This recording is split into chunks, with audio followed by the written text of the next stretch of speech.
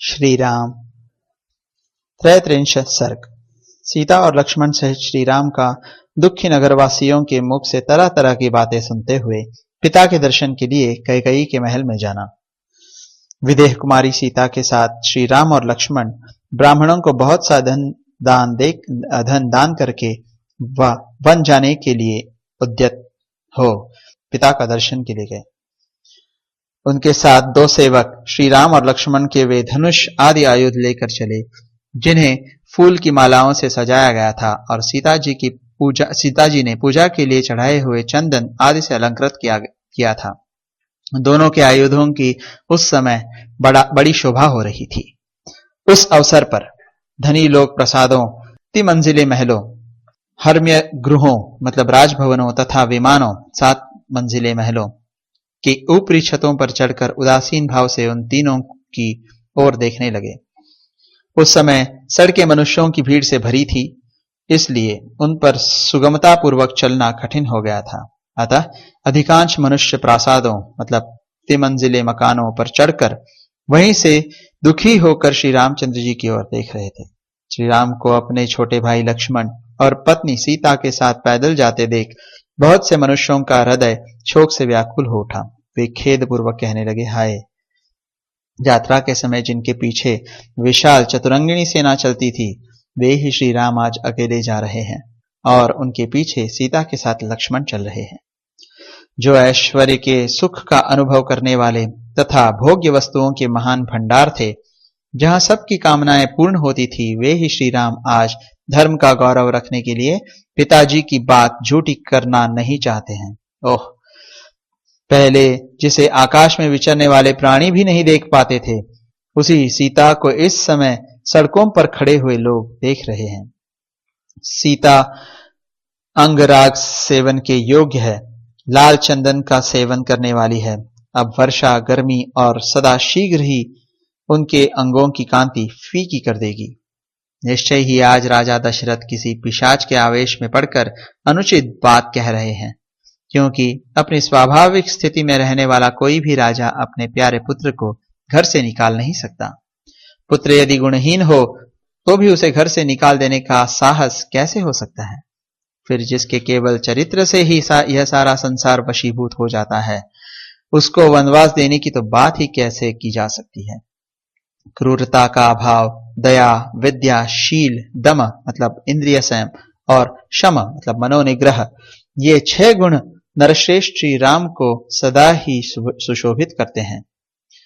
अतः इनके ऊपर आघात करने, इनके राजाभिषेक में विघ्न डालने से प्रजा को उसी तरह महान क्लेश पहुंचा है, जैसे गर्मी में जलाशय का पानी सूख जाने से उसके भीतर रहने वाले जीव तड़पने लगते हैं। इन जगदीश्वर श्री राम की व्यथा में संपूर्ण जगत व्यथित हो उठा है। जैसे जड़ काट देने से पुष्प और फल सहित सारा वृक्ष सूख जाता है। ये महान तेजस्वी श्री राम संपूर्ण मनुष्यों के मूल हैं, धर्म ही इनका बल है। जगत के दूसरे प्राणी पत्र, पुष्प, फल और शाखाएं हैं। अतः हम लोग भी लक्ष्मण की भांति पत्नी और बंधु बांधवों के साथ शीघ्र ही इन जाने वाले श्री राम के ही पीछे पीछे चल दें। जिस मार्ग से श्री रघुनाथ जी जा रहे हैं, उसी का हम भी अनुसरण करें। बाग बगीचे, घर द्वार और खेती बाड़ी सब छोड़कर धर्मात्मा श्री राम का अनुगमन करें। इनके दुख सुख के साथी बने। हम अपने घरों की गड़ी हुई निधि निकालें, आंगन की फर्श खोद डालें, सारा धन धान्य साथ ले लें, सारी आवश्यक वस्तुएं हटा लें, इनमें चारों ओर धूल भर जाए। देवताएं इन घरों को छोड़कर भाग जाएं। चूहे बिल से बाहर निकलकर इनमें चारों ओर दौड़ लगाने लगे और उनसे ये घर भर जाए। इनमें न कभी आग जले, न पानी रहे और न झाड़ू ही लगे। यहाँ बलि, वैश्वदेव, यज्ञ, मंत्र पाठ, होम और जप बंद हो जाए, मानो बड़ा भारी अकाल पड़ गया हो। इस प्रकार ये सारे घर डढ़ जाएं, इनमें टूटे बर्तन बिखरे पड़े हों और हम सदा के लिए इन्हें छोड़ दें। ऐसी दशा में इन घरों पर कैकेयी आकर अधिकार कर ले। जहां पहुंचने के लिए ये श्री रामचंद्र जी जा रहे हैं, वह वन ही नगर हो जाए और हमारे छोड़ देने पर यह नगर भी वन के रूप में परिणत हो जाए।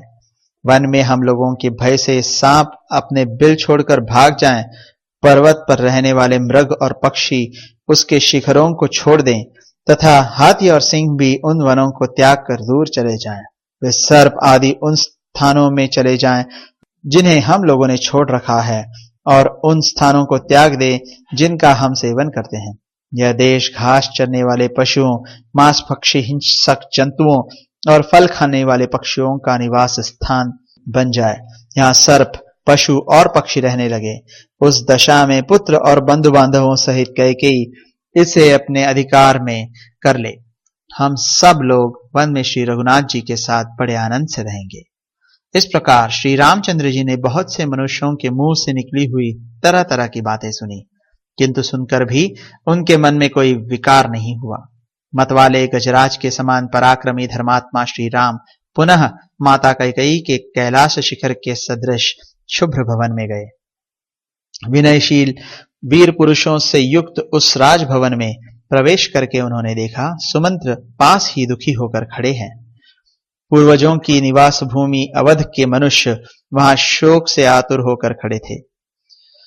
उन्हें देखकर भी श्री राम स्वयं शोक से पीड़ित नहीं हुए। उनके शरीर पर व्यथा का कोई चिन्ह प्रकट नहीं हुआ। वे पिता की आज्ञा का विधि पूर्वक पालन करने की इच्छा से उनका दर्शन करने के लिए हंसते हुए से आगे बढ़े। शोकाकुल रूप से पड़े हुए राजा के पास जाने वाले महात्मा महामना इक्ष्वाकु कुलनंदन श्री राम वहां पहुंचने से पहले सुमंत्र को देखकर पिता के पास अपने आगमन की सूचना भेजने के लिए उस समय वहीं ठहर गए। पिता के आदेश से वन में प्रवेश करने का बुद्धिपूर्वक निश्चय करके आए हुए धर्मवत्सल श्री रामचंद्र जी सुमंत्र की ओर देखकर बोले, आप महाराज को मेरे आगमन की सूचना दे दें। इस प्रकार श्री वाल्मीकि निर्मित आर्ष रामायण आदि काव्य के अयोध्या कांड में 33वां सर्ग पूरा हुआ।